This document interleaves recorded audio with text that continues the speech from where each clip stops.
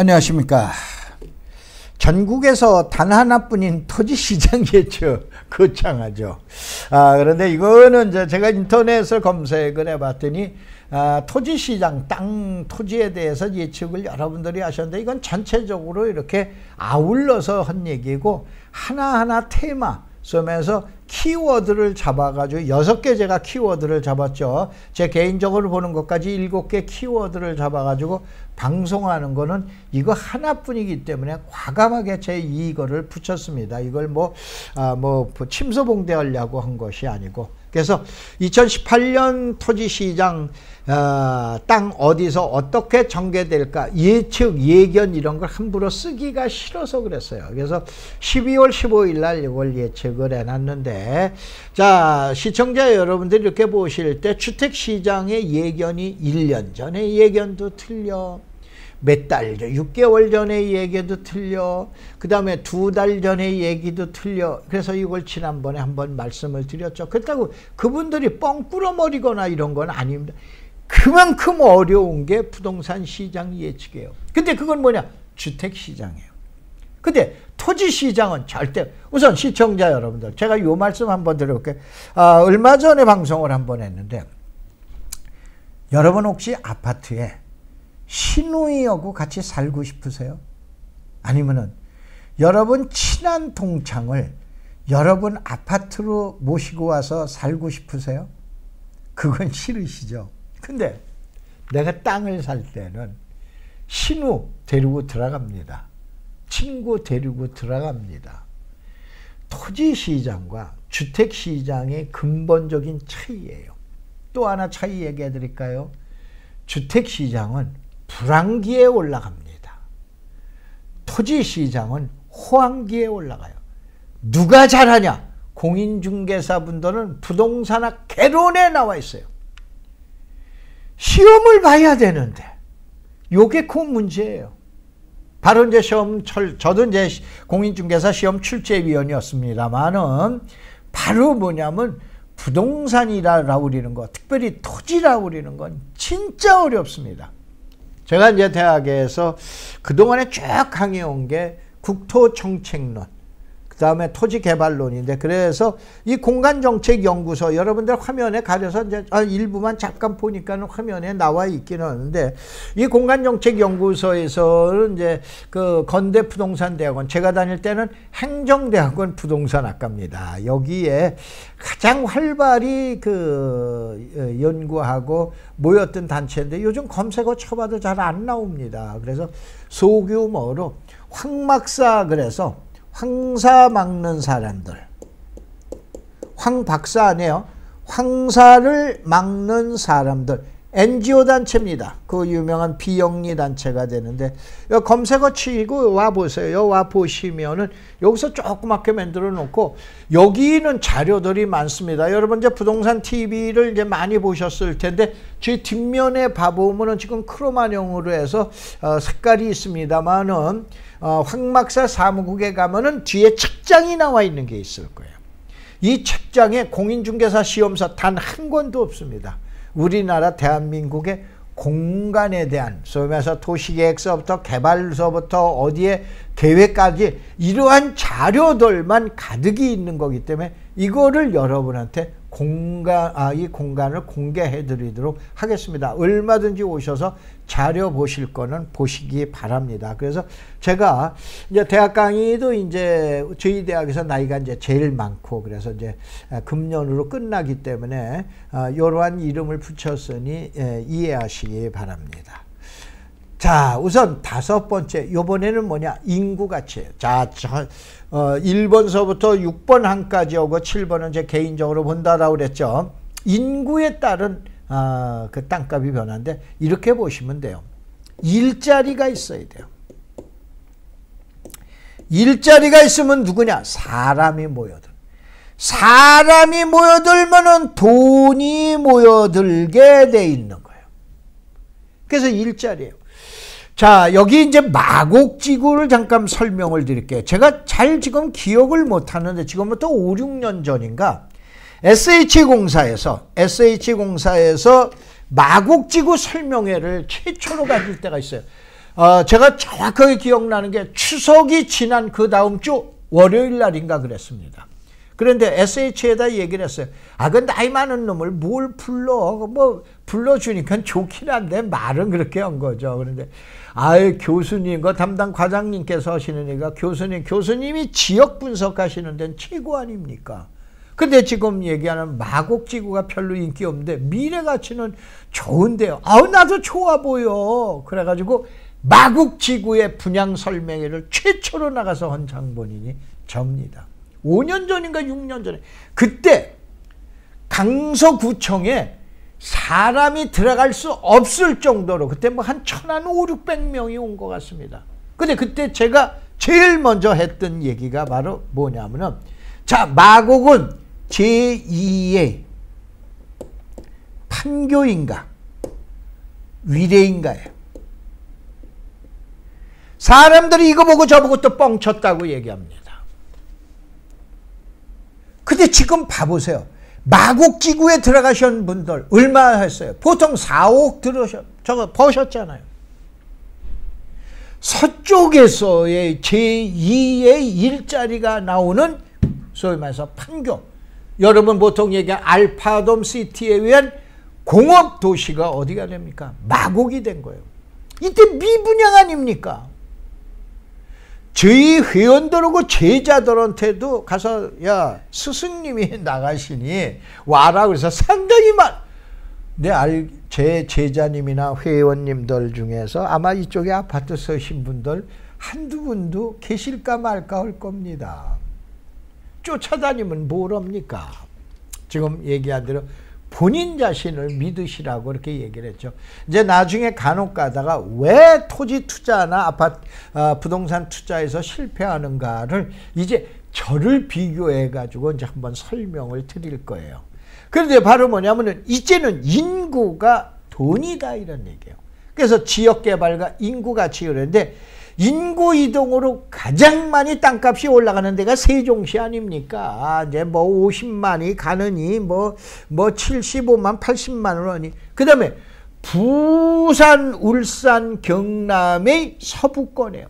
이 지역의 제일 대표적인 게 김해, 함안, 진주까지 나가는 노선 아닙니까?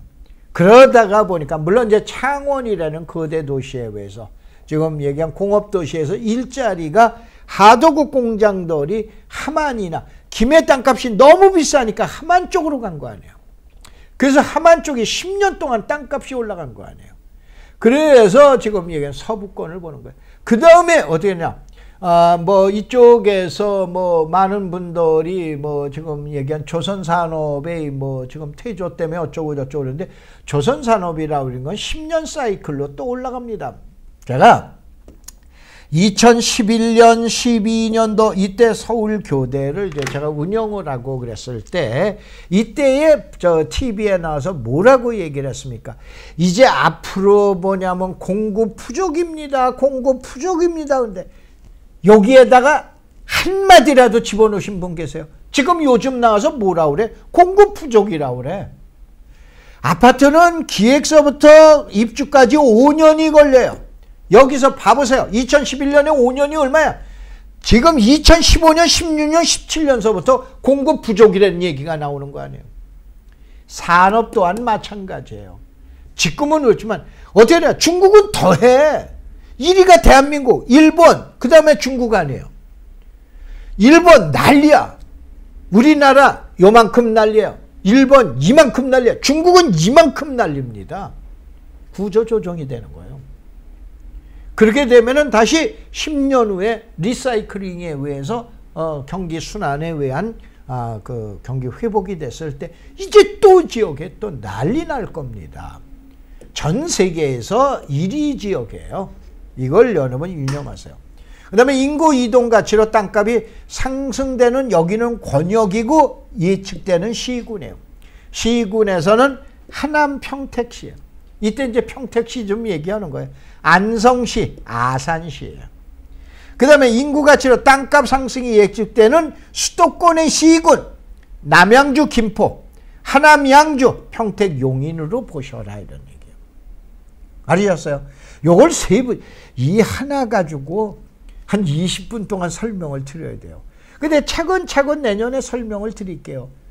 자, 이게 이제 봐보면은, 자, 시청자 여러분들이 보시는 것처럼 인구라고 그러는 거에 의해서 이게 나가게 되는데 밑에 있는 한번 칸을 한번 봐보세요. 100만인 게 수원, 고양, 용인, 조만간에 성남시예요. 50만이 부천, 안산, 남양주, 화성, 안산, 안양시예요. 그동안에 우리가 50만 인구, 100만 인구가 되는데 이쪽 지역에 어떤 변화가 있었던가 여러분이 더 잘 아시잖아요. 그렇죠? 그래서 인구 가치에 의해서 모든 사람들이 이래요. 교수님 평택이 어떻습니까? 평택은 지금 검색어 쳐보세요. 자, 유튜브에 봐보면 동영상 강의가 가장 많은 게 저 아닙니까? 약 한 400편, 500편 되잖아요. 근데 제가 무슨 어디에 땅 사라 그런 강의 있어요? 지역 분석, 소위에서 교육적인 측면에서 부동산을 강의해드렸죠. 그런데 평택 검색어 치면 10년 전에 나올 겁니다. 10년. 보편적으로 2008년,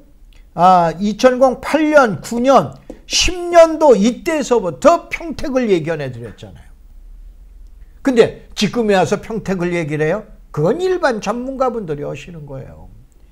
전문가라고 그러는 건 미리 몇 년을 그래도 내다봐야 될 거 아니에요. 제가 전지전능한 건 아닙니다. 근데 많이 연구를 했기 때문에 이제 조금 내다본다라고 그러는 측면으로 여러분들 이해하시면 되실 거다 이런 얘기예요.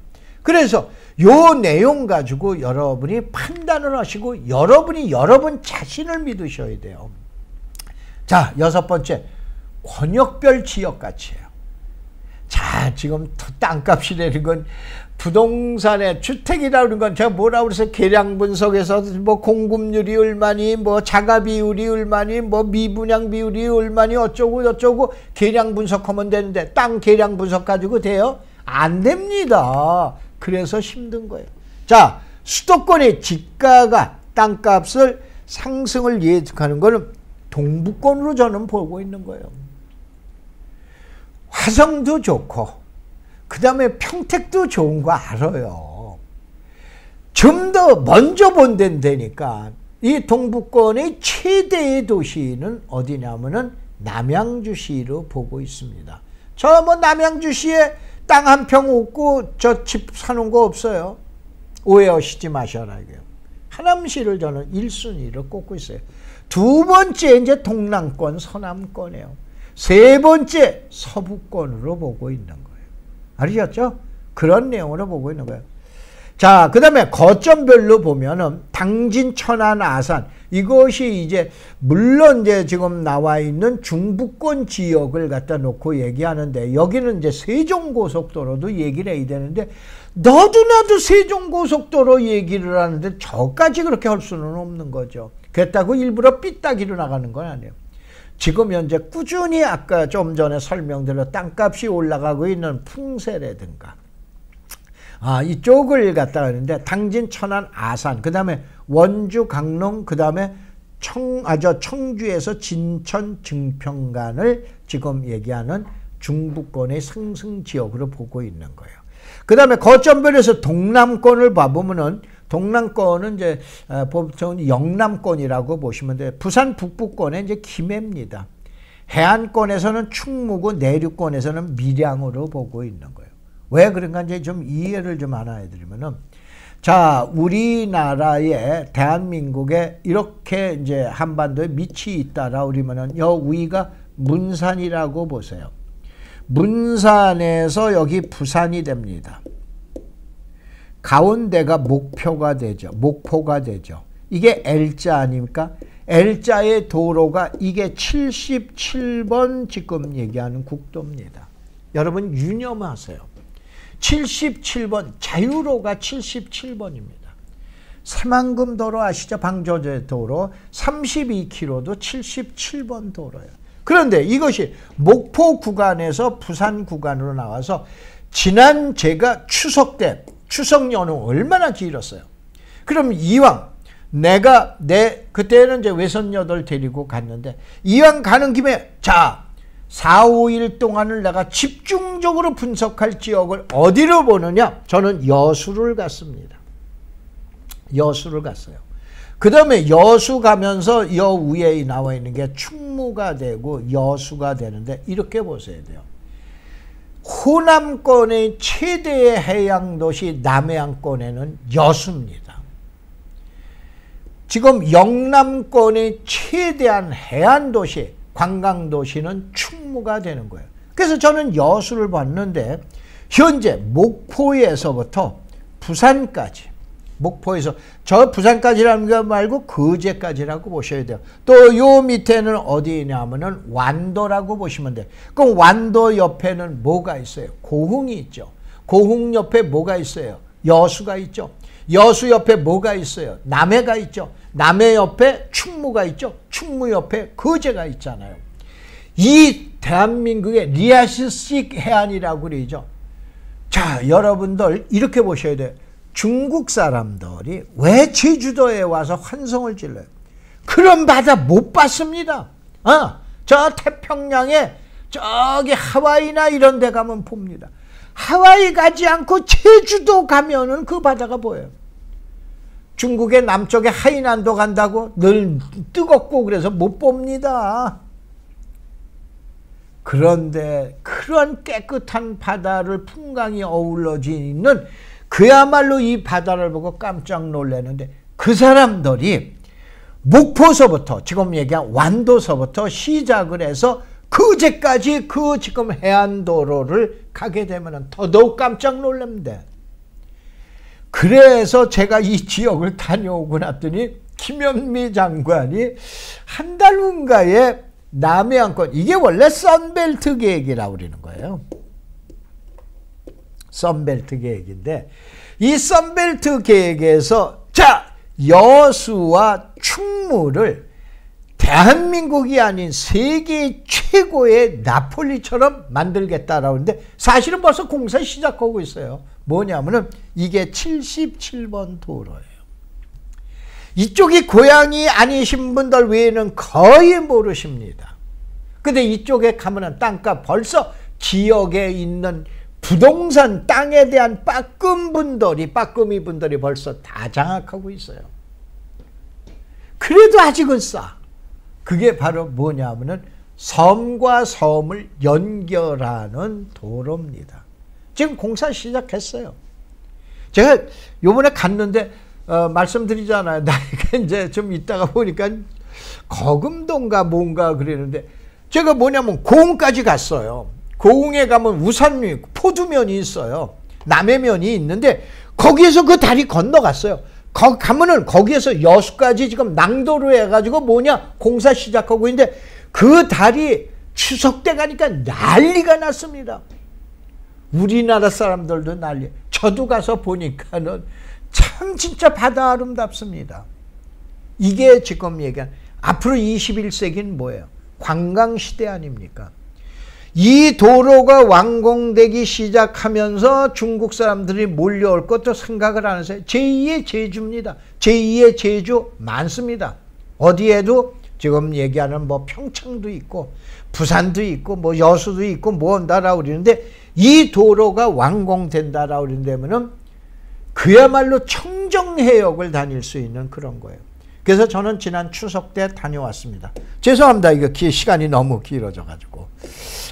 그런데 요거에 대해서 저 있고 거점별로 만들어 놨고 바로 요것 때문에 이 설명을 드리는 거예요. 여기 설명을 드린 거니까는 신경 써 주시기 바랍니다. 특별히 요번에 충무 같은 데는 그 조선소를 뭐 지금 얘기한 최대 규모의 LH에서 대규모로 리조트 뭐 그 지금 단지로 만들겠다라고 그래가지고 토지 지금 뭐 기존에 저거 했던 조선소기 때문에 이걸 변형을 이제 하기 시작했습니다. 그래서 이제 한번 유념해서 이제 요거는 제가 77번 국도는 일부 다녀왔고 그랬기 때문에 별개로 여러분에게 설명을 또 드리도록 하겠습니다. 자, 요거는 이제 앞으로 제가 강의해 드릴 거고 중점적으로 분석해야 될 지역지 98번 국지도를 참 잘 보셔야 돼요. 이게 뭐냐면은 여러분들 남양주가 있다라 그러면은 남양주에 여기 대성리 옆에 수동이 있어요. 대성리는 이제 가평이 되지만 수동서부터 시작해서 여러분들 별내지구라고 보시면 돼요.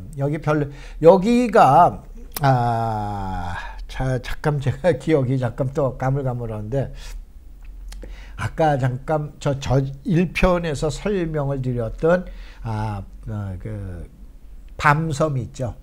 이제 그 또 연평리 이쪽이 되는데 그 가남이 아니고 그저 제 생각이 안 나네.